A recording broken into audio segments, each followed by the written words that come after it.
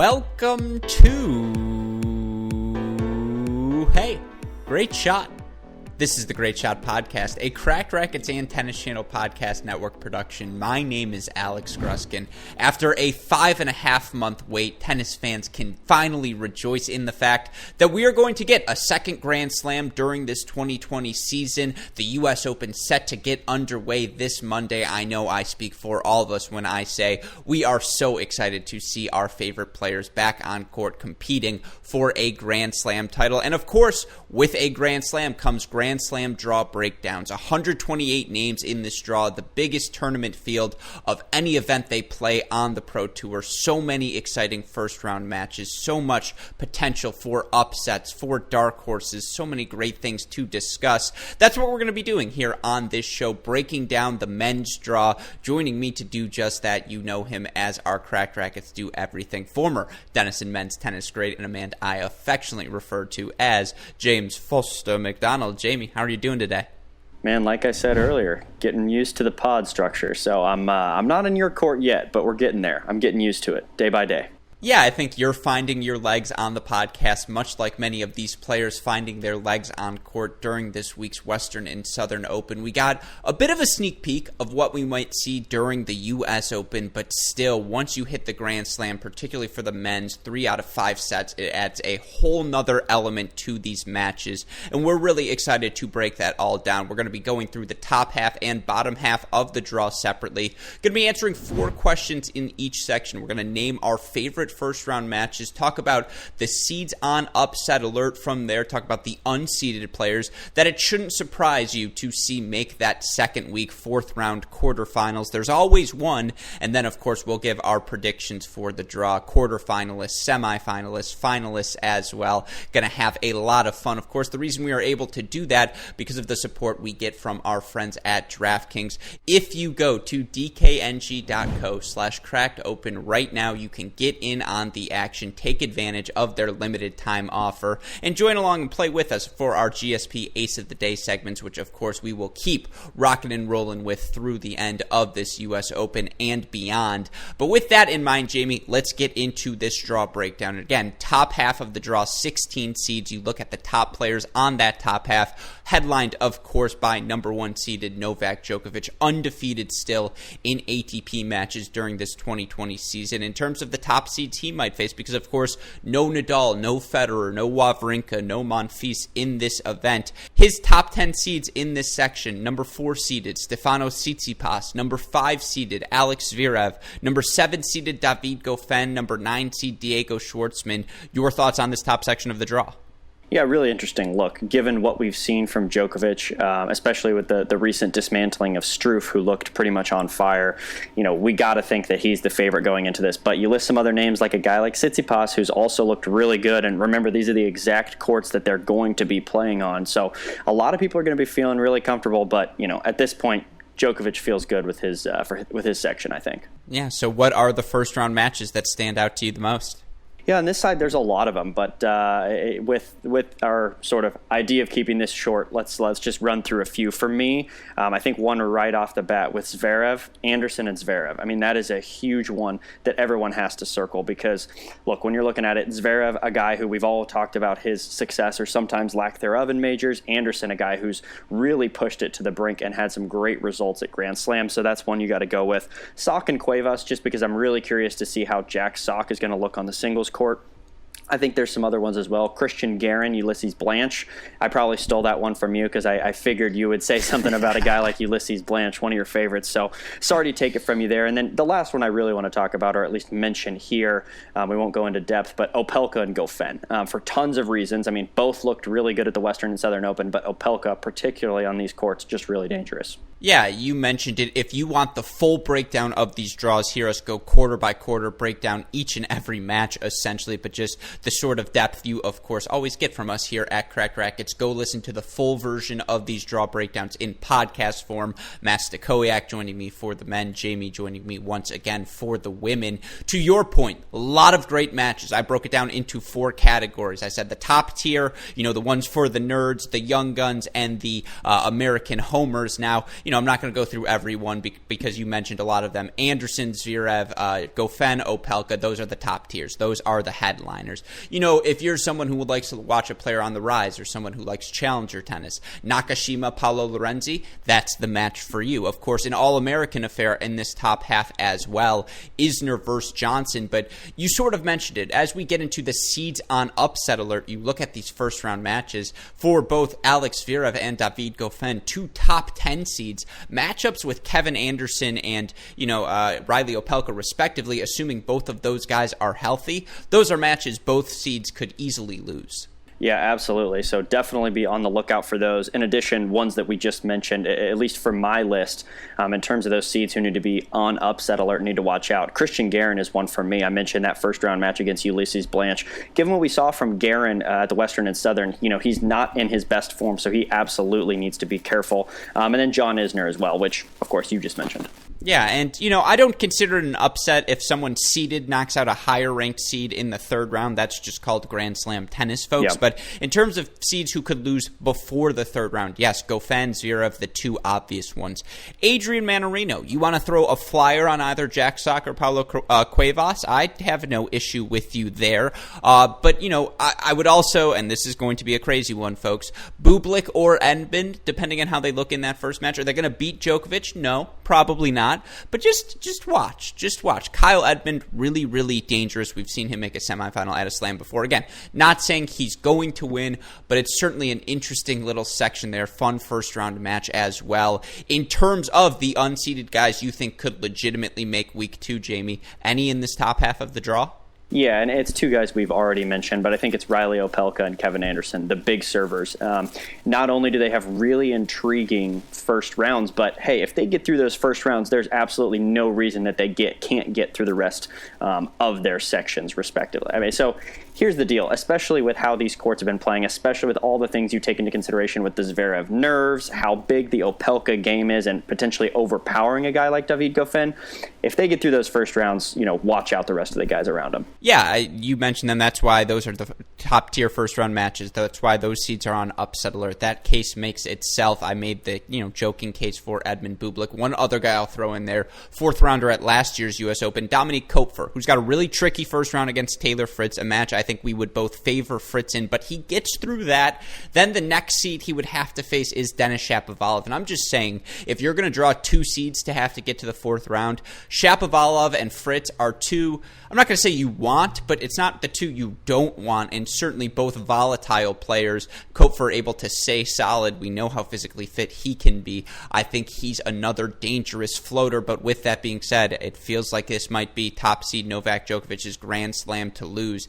Is he your guy to advance out of this top half, Jamie? What do your quarterfinals, semifinals look like? Yeah, I think at this point you got to look at Novak Djokovic coming out on top here. There's some interesting people who can potentially put up a fight with him. I mean, I know we mentioned Tsitsipas. He's looked in really good form, and so maybe an on-fire Tsitsipas just gets things done. But I mean, at this point, given what we've seen, particularly on the real tour level matches of 2020, I mean, you're crazy if you're not looking at Djokovic thinking he's pushing his way through. I agree with you. Djokovic is the guy to pick here. Now, I am hoping we get the next-gen battle we deserve in Tsitsipas Zverev in the quarterfinals. That would just be delightful. In terms of who I think Djokovic will take in his quarterfinal, I have it down to four guys, the four seeds there: Carreño Busta, Isner, Shapovalov, or Fritz. I do think it's going to be one of those seeds. I'm not quite sure where I am yet, but again, I'm sure I'll make up my mind by the time you listen to our GSP full-throated podcast breaking down this draw.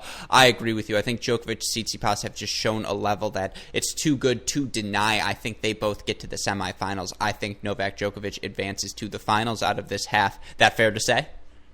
Yep. I totally agree. Yeah. All right. Well, then with that in mind, let's move to the bottom half of the draw. Of course, you see the other 16 seeds in this section. The top 10 seeds here: number 2-seeded Dominic Thiem, number 3-seeded Daniil Medvedev, the 6th-seed and semifinalist last year Matteo Berrettini, number 8-seed Roberto Bautista Agut, and the 10th-seed dangerous young Russian Andrei Rublev. Jamie, your thoughts on this section, your thoughts on the top first-round matches? Yeah, I mean, this is another great section, and, we talk about it with all the stuff going on with COVID. It's really too bad. A lot of these great competitors, I know you listed many of them at the very beginning of the pod, that aren't playing. But despite that, look how great the competition still is, and look how phenomenal some of these first-round matches are. I mean, for me, I had a hard time writing all of them down. So at least I hope I don't steal all these from you. But, I mean, Andy Murray and Nishioka, that's got to be one you're looking at, not only because we at Cracked Racquets love both of those players, but just what we've seen from Andy Murray in the Western and Southern Open. You've got to be interested in that one. Thiem and Munar is really interesting, particularly given what we saw with Thiem and sort of his flame out against Krajinovic. RBA and Sandgren, two guys who will absolutely go to battle. I think Dimitrov, Tommy Paul is a really interesting first round. And then Mackey and Ruud rounds out my crop of must-watch first rounds. Yeah, I have 5 top-tier first-round matches. You mentioned a bunch of them. Khachanov Sinner, if you're a young, next-gen slappy, that's a match for you. Murray Nishioka, we saw Murray handle 2 grinders very well. He's going to get that same situation in Nishioka. Going to be great to see his level. I mean, yeah, if you're an American fan, Tiafoe, Seppi, Cilic, Kudla, those are both fun matches as well. So a lot of interesting first-round battles as you look at this bottom half of the draw. And when you're looking at it, Jamie, who are the seeds that stand out to you on upset alert? Yeah, I mean, there's a few. I'd say the top half was a little more volatile, at least for me in this category. But for me, it's Casper Ruud, it's Grigor Dimitrov, and it's Basilashvili. And I feel bad because I feel like I say the last one, Basilashvili, every single major when he shows up as a 19 to 25 seed. But just looking at how the draw breaks, he could be in a bit of danger. See, I completely disagree with you, and this is where we have the most fun. I think this bottom half is the half ripe for upset. For your Roberto Bautista Agut, if you have to play Tennis Sandgren in your first match after a long week of tennis, at the Western and Southern, and Tennis Sandgren as fit as any player right now on tour, 3 out of 5 sets, that's going to be just a 5-hour grind, Jamie. After that, he'd have to follow it up with Kesmenovic, and then potentially, I believe he would have Raonic round 3. Now, I know that's an all-seeded battle, not technically an upset, but it's going to be really hard for Roberto Bautista Agut to get to the second week if he's able to do it. That's a major credit to him. You made the case for Casper Ruud. I think Benoit Paire is always in the upset category, as you mentioned. Dimitrov, Tommy Paul followed by potentially Marton Fucsovics in round number 2. That's not easy either. So I do think there are a lot of seeded players in this bottom half. If they don't bring their A game, they're just going to be tested more than once in the first week. And 3 out of 5 sets, it's very up in the air how these players' bodies will respond. So that's something we're going to have to watch for this entire week as you watch this bottom half of the draw unfold. But you look at some of those unseeded dangerous floaters, Jamie. Are there any who you could see potentially making that second week?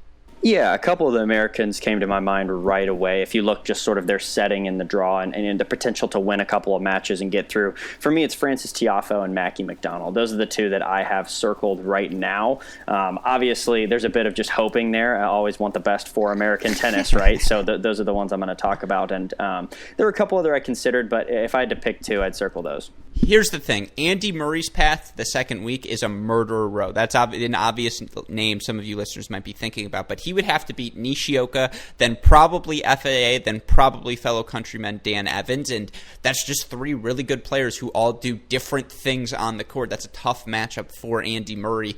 If Jannik Sinner, the young Italian who we're all excited about, can get through Khachanov in round 1, then the draw starts to open for him. Potentially Query round 2, De Minaur round 3. Those aren't players Jannik Sinner is going to fear. So certainly if he can get through round 1, that's an interesting one. You talk about that Basilashvili section, one of Marton Fucsovics, John Millman, both very, very dangerous in my opinion to make second weeks. We obviously all remember John Millman beating Roger Federer at the U.S. Open a few years ago, so he's been there, done that before.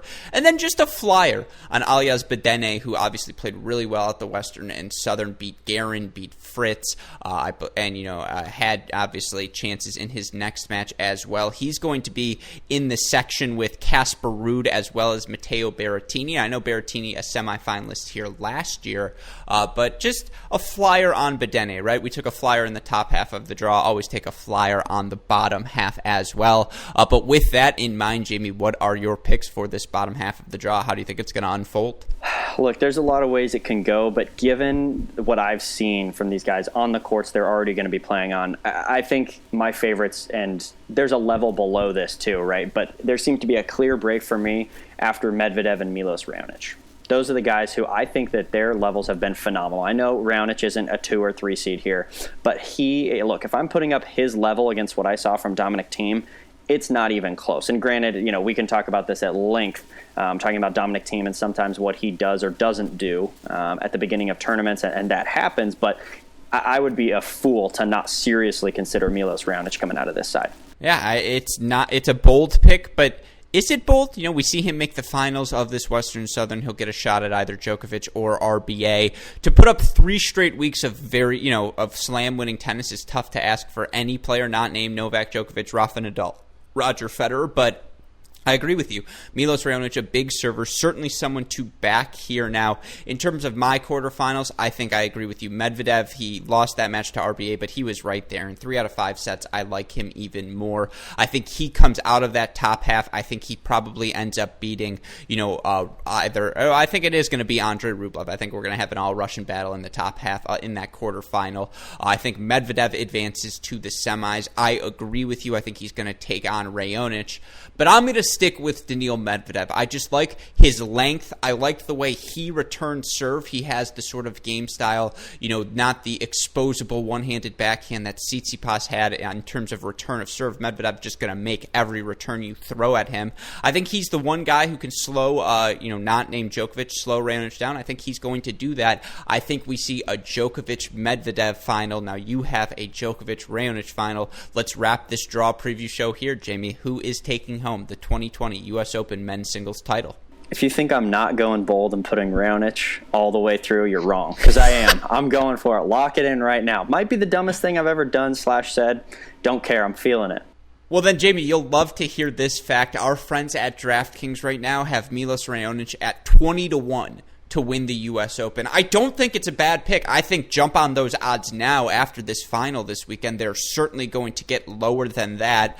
I think I'm going to stick with Novak Djokovic at -125. I just think he's the pick, undefeated in the 2020 season until I watch someone beat him, particularly 3 out of 5 sets. I don't know if that's possible. I'm going to stick with Djokovic, but I do like your pick. I do think it's very interesting, and I think for a lot of our listeners, they should know that if they enjoy Jamie's pick or if they're on the Djokovic bandwagon, whatever it may be, they can get in on the action by going to dkng.co/crackedopen right now, playing along with our friends at DraftKings. Take advantage of these odds. If you play this U.S. Open 20 times, I do think Milos Raonic wins more than one of them. So the odds are in your favor. Now, of course, that's not exactly how it works, but you can get in on all of the action. dkng.co/crackedopen. Again, to hear a further, more elaborate draw breakdown, go listen to the full men's and women's draw breakdowns on our Great Shot podcast feed. But Jamie, any final thoughts before we wrap this?